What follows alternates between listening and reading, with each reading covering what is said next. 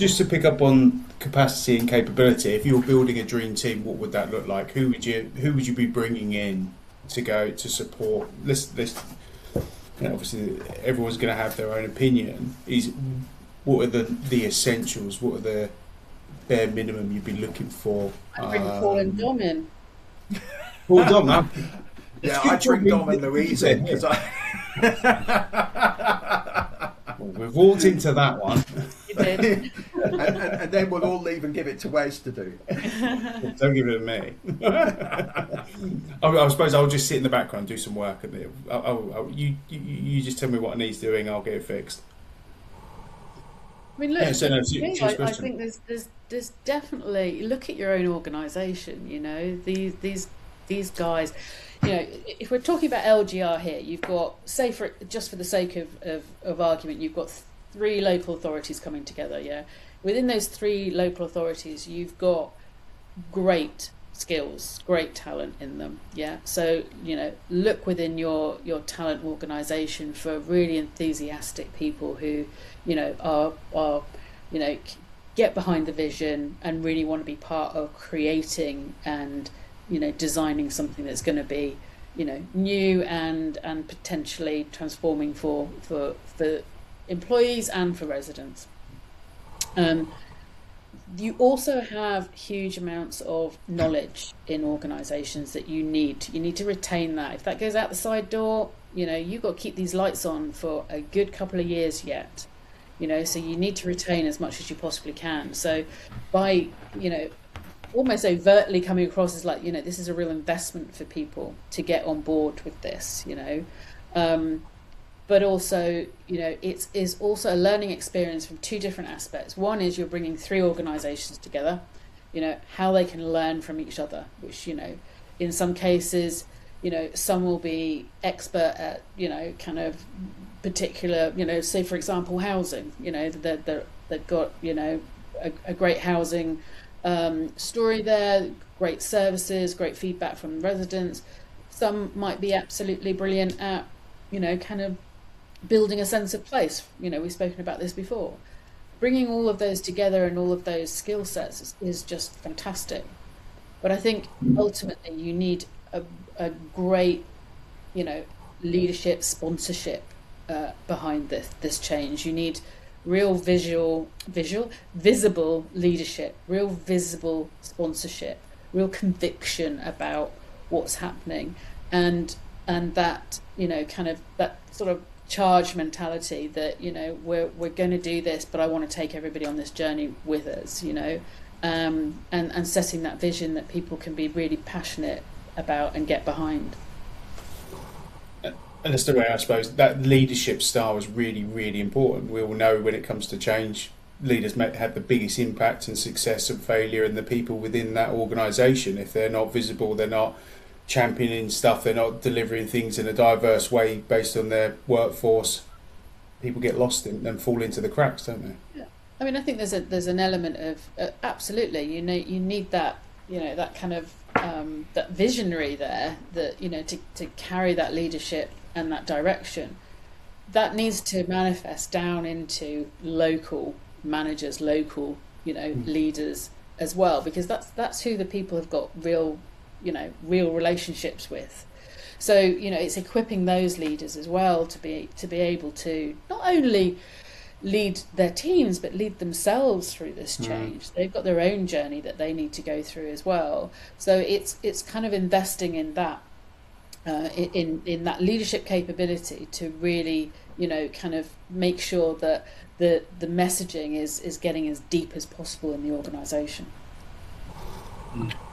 It's in a lot of cases, I think it's supporting the people in those organisations to be the best version of themselves, because they're time poor and they will know their stuff, but their time can do funny things to you if you don't have enough of it. So, you know, in some cases it might be the strategy that they know they want to write, but if they could just download it to someone to actually deliver it, it would be done. Whereas it just perpetuates on and doesn't get done, and then it almost becomes too late because this is time poor.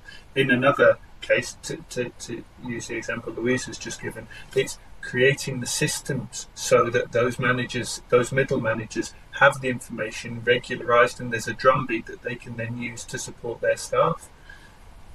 It's time. And I think we're sort of circling around this sort of capacity capability conversation and how you support the organisation through change, and it's probably worth calling out, I guess, sort of having the honesty conversation that we work in an organisation where we support people by delivering change management, change delivery services, coaching, leadership coaching, consultancy. Oh my goodness, let's put the word out there and everyone can go, oh, we don't want to talk about consultants, But the reality is there's a real challenge here about how you engage that capacity and capability support, because as Dom and Louise have just said, there's so much of the knowledge and ability sits in the organisation. It's about releasing that to do the best it can do, which is to Dom's piece around, how do we help people to be the best version of themselves? When it comes to leading change can only happen from the people in the organisation. Authentic leadership is led from people in the organisation who are part of the organisation, who believe in the organisation. And some of the challenge I think, to be fair, some of the fear that organisations have when they look at that capacity capability challenge is this kind of sense of, oh, we're going to bring a bunch of consultants in who are going to do change to us. They won't understand what we're doing. It will just be a shed load of money we waste, and we won't get any further. And I think, that is a fair concern to have. And I think when we're looking at this, you kind of got a bit of a trade-off, really, because you've got that fear of spending a shed load of money on people who are just going to tell you what to do and not necessarily help. But on the other hand, you've got a capacity capability gap that you're going to fry yourself if you try and do all of this yourself, and you don't necessarily have all of the knowledge and skills or all of the capacity to do it. So somehow you've got to trade those two paradoxes, if you like, and so I think for me it's very much about recognizing where we have gaps, and I think there is something very enabling about understanding gaps around scale of change, human change, how we move people through change, recognizing though that the delivery of some of that stuff is totally dependent on people in the organization, not outside, and understanding how to find people to support the organisation that actually can work alongside, fill some of those gaps, but enable the leadership, enable the organisation to go on that journey. It's kind of a little bit to that sort of coaching piece, but it's about finding people who can help you be the best version of yourself as an individual or as an organisation. Sometimes that is finding people who can carry the heavy luggage for you, because it allows you to go off and do other things that actually you can deliver far more value to the organisation by doing. Sometimes it is having that external voice that just says, hey, not sure that's necessarily going to be the best way to do things, we might need to think about doing it differently. And having people who can have that honesty conversation in a respectful way, so you avoid some of the bear traps that are in this. But it is very much being brave enough in a way to actually take that decision to ask for help or get the right sort of help, as opposed to being uncertain. I really want to say afraid, but it's kind of, it's not that leaders are afraid necessarily. I just think that with some reasonable justification, there is a real concern within local government, but also, to be honest, within private sector as well, about, am I just going to spend a load of money on a load of suits that are actually going to come in and not deliver any real value?